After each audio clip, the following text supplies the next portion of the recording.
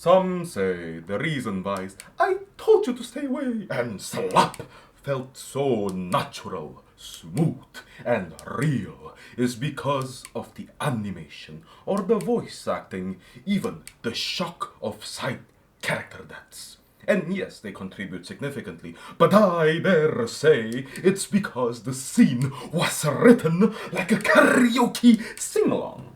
Because Vi practically handed us the mic after she said the first, I told you to stay away, because we know the lyrics. We were cued for the lyrics, and thus we were primed and ready to karaoke sing back the lyrics of Powder's Misery.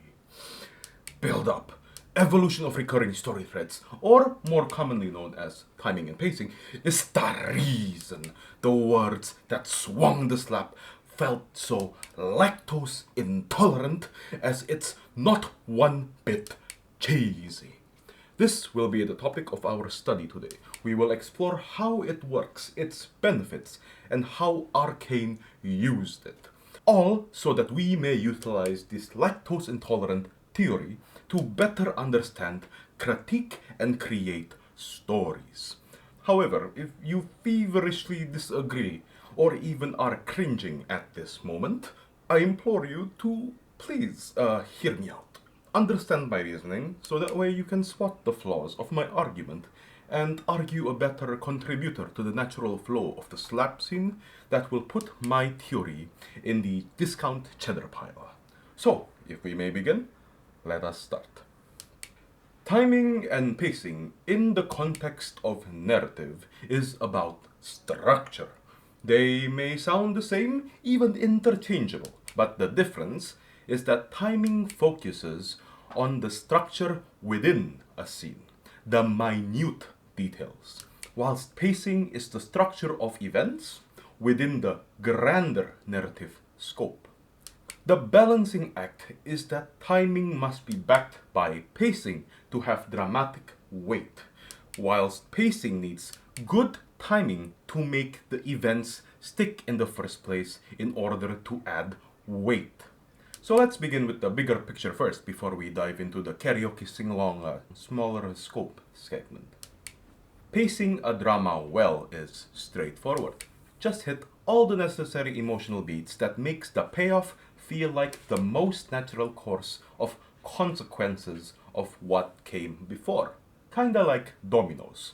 Why? Because having a story whose scenes are consequential means that the audience will get confused less, feel grounded, and thus emotionally invest further, because they trust that your writing will reward their deep attention at the end, where all the past events gets pulled at the crescendo. Hence the term payoff or climax. As attention is currency.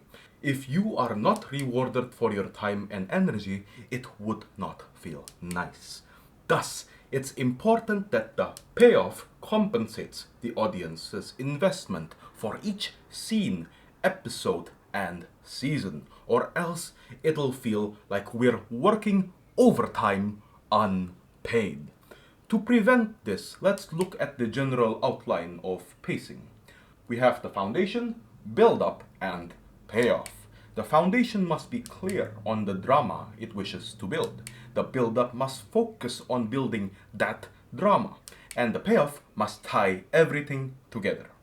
But the problems that I often see in many works is things like shaky foundation, where the foundation doesn't really focus on a certain drama.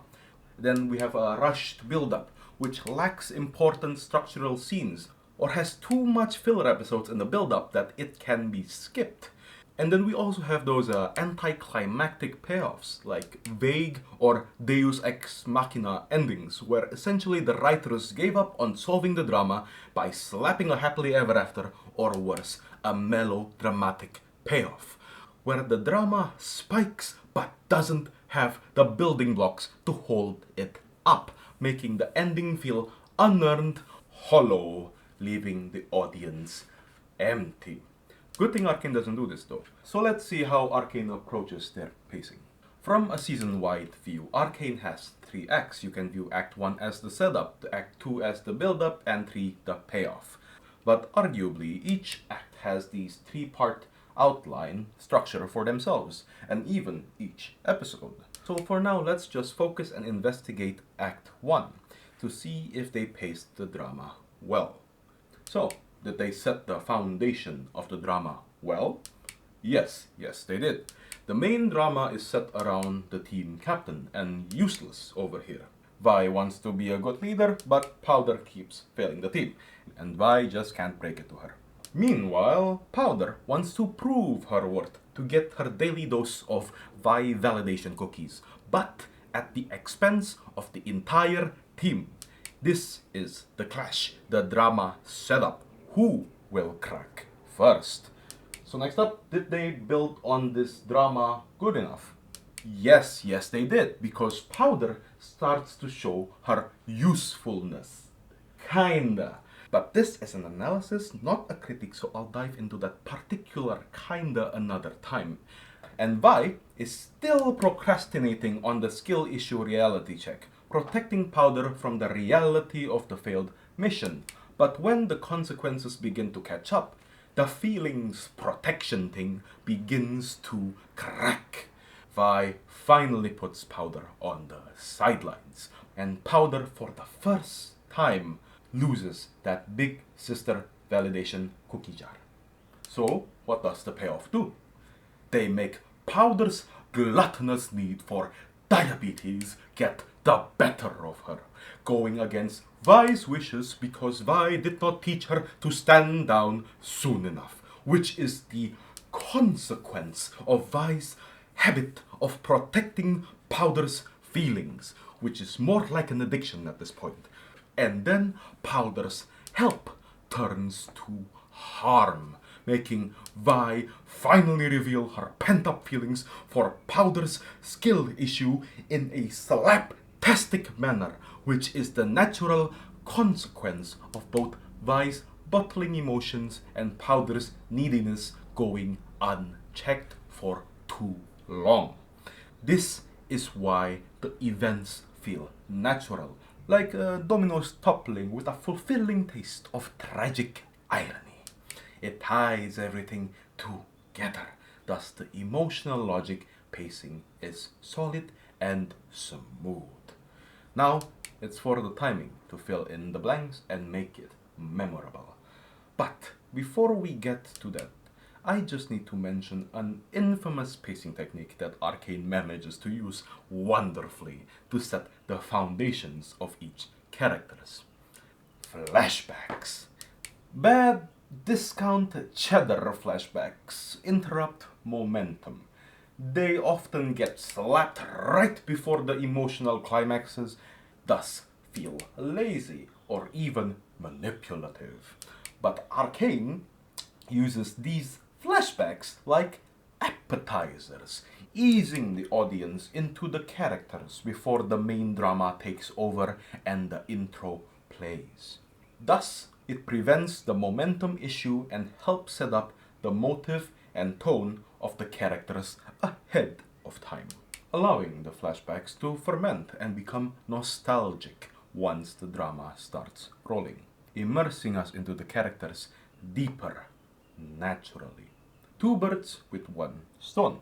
And they did this for Powder's and Vi's drama.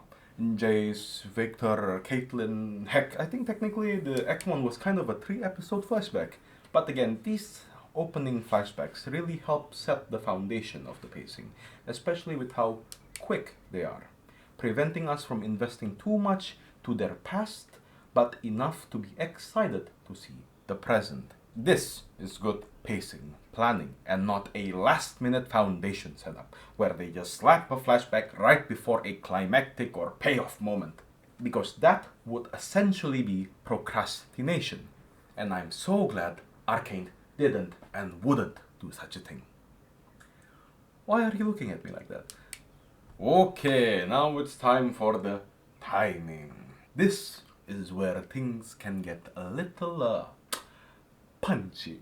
or slappy for more accuracy, as it's about knowing when to breathe, when to jab, and when to smackle-doodle-doo your beats with writing techniques.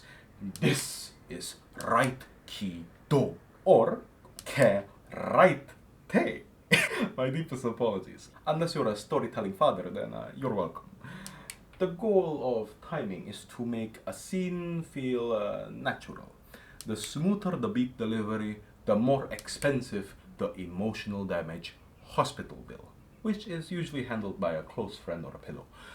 There isn't one approach to get the timing right, but I hypothesize that there are a few principles a timing technique must adhere to in order to feel natural. Principle number 1. It must respect the audience's intelligence, meaning no recaps, no reminders, and no forced expositions. Trust that the audience remembers, has patience, and can figure out your clues on their own. Principle number 2. It must respect the reality of the scene, meaning no plot armor or fortunate coincidences. It must be consistent with the rules of its own world. And principle number 3, it must trust the audience's ability to grow or mature, meaning no over-sanitization and no preaching to the audience. As you might be able to tell, the first two principles are against narrative shortcuts, sacrificing believability to compensate for writing skill issues. Whilst the third principle is more against helicopter parenting, which sacrifices depth for emotional safety. And Arcane was able to adhere to these principles most of the time, but it's especially prevalent during the explosion vice slap ending scene. So let's see a couple of timing techniques they used to make this scene feel natural. The slow motion, the diabolical explosion slow motion. The way the writers made us think things were about to be alright. To succeed, we are at the edge of our seats, soaking in that sweet hope of freedom, but then kablooey! Audiences, look at the smile of our little demolitionist, overjoyed from her success. Now look at Milo, feeling that success in 4K. It's just a landslide of tragedy and information, which is where the slow motion steps in to help us process this fast chain reaction. But even though it's slow, it's still shocking and sudden on the first watch. Why? Because the slow motion had drama bite. We know the stakes. We saw the direction the dominoes were toppling, yet we care. And the slow-mo acts as a clarifier to make sure we understood what we were losing, which couldn't have been done in real time. Well, it could, but most of us audiences are not fast chipmunks catching split-second details. Some of us are quite slow peanuts, and some are even doom-scrolling koalas who most likely not even realize the explosion was Powder's doing. But by making this information-packed moment slow-mo, it ensures the audience doesn't miss a thing, absorbs the whole weight of the tragedy, and not be in a state of confusion when they're supposed to be in a state of holy moly, I need to hug a bunny. It was necessary. Bad slow motion, on the other hand, is when the slow-mo stops being a necessity and starts being an accessory. Because slow motion is not a natural momentum. No matter how you put it, that momentum issue will always be a problem. So unless you have much to gain, like in the explosion that compensates for the loss of natural momentum, do not use slow motion. And unfortunately, many films use slow-mo to dramatize, despite it being unnatural and thus forever incompatible. It's because slow-mo is only meant to help viewers catch and understand minute details. That is all. Drama must be earned with drama.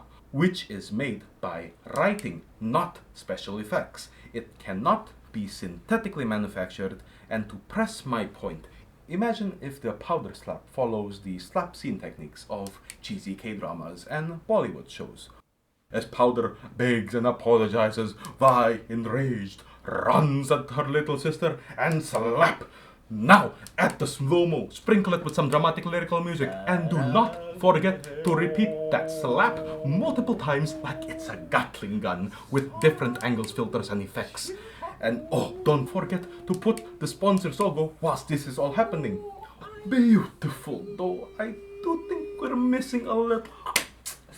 How could I forget? We forgot the flashback! Oh my god, jeez! At the flashback! But only the smiling happy moments in slow-mo too, and censor any of that emotional growth complexity crap. And cape the filters like it could make Marie Antoinette diabetic. Okay, maybe that's a little too over the top, but I hope you can understand my point here. Slow motion must only be used if absolutely necessary to understand integral consequential details. It's a trade-off. Sacrifice momentum for clarity. So you better make damn sure it's worth it, like the powder explosion scene.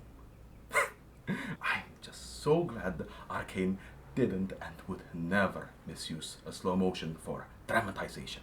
Because if it ever did, I can't imagine how pillow-chewingly devastated I would be.